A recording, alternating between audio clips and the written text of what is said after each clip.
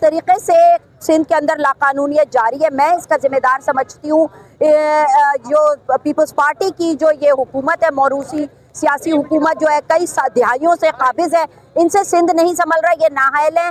देखा जाए तो मुराद अली शाह जो वजीर आला है, मेरा उनसे सवाल है, बिलावल भुट्टो से सवाल है कि किस तरह देखें फहमीदा लगारी जो कि ना सिर्फ फहमीदा लगारी बल्कि और भी बहनें जो है, नम्रता कुमारी और दूसरी बहनें जो है सिंध के तालीमी इदारों में जो हैं वो मैं समझती हूँ कत्ले अमद का शिकार हो रही हैं। क्या उनके साथ हिरासा किया जा रहा है, किस हद तक के वो खुदकुशियों पे मजबूर हो रही हैं, ब्लैकमेल किया जाता है, क्या मामलात हैं उनके साथ, ये इल्म नहीं है। तो ये लोग जिम्मेदार हैं, इनको से सिंध नहीं संभल रहा। हमें इंसाफ चाहिए। नायला रिंद हो गई, बख्तावर सूमरे, बहुत सारी बेटियां हैं, रुबीना चांडियो जिसको अभी कत्ल किया गया है, कितनी बेदर्दी से हुजूम के सामने। जिरगों में जो इस तरह के गैर कानूनी फैसले हो रहे हैं, इसका मतलब है अंदर रिट नहीं है इन लोगों की।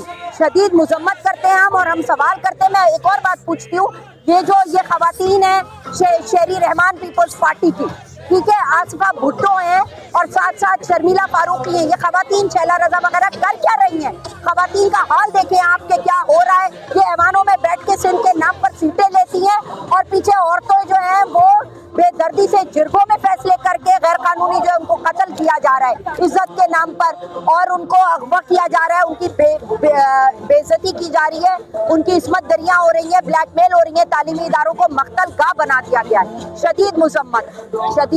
ये आज का जो प्रोटेस्ट है डॉक्टर फहमीदा लगारी के लिए यहाँ 5 बजे रखा गया है, लेकिन आप देख रहे हैं कि चारों तरफ पुलिस ने रास्ते बंद कर दिए हैं और ये नहीं होना चाहिए था। जब सिंध गवर्नमेंट वोमेन एम्पावरमेंट की बात करती है, औरतों के हुकूक की बात करती है, मोहतरमा बेनज़ीर भुट्टो खुद औरतों के हुकूक की बात करती है, तो फहमीदा लगारी के लिए प्रोटेस्ट करना हमारा हक है।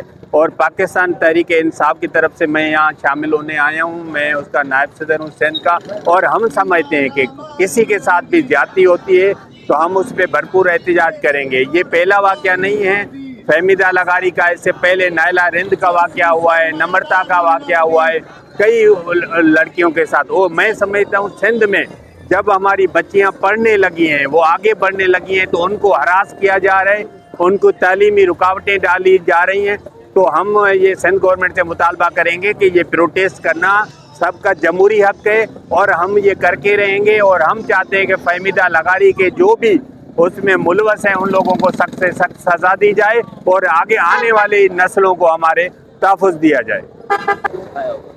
अच्छा, उसमें देखो होता क्या है, मैं जब खुद मेडिकल में पढ़ के आया हूँ, मैं खुद डॉक्टर हूँ, तो ये 80s के ज़माने में जब हम 88 में मैं निकला हूँ, तो उस ज़माने में भी कुछ प्रोफेसर ऐसे थे जो ये ऐसी हरकतें करते थे, लेकिन वो उनकी जो बहुत लिमिटेड ये केस होते थे और उस वक़्त लड़कियां हरास हो जाती थी, वो डेयर नहीं करती थी। लेकिन आजकल सोशल मीडिया का दौर है, तो ये मैं सलाम पेश करता हूँ फहमीदा लगारी को।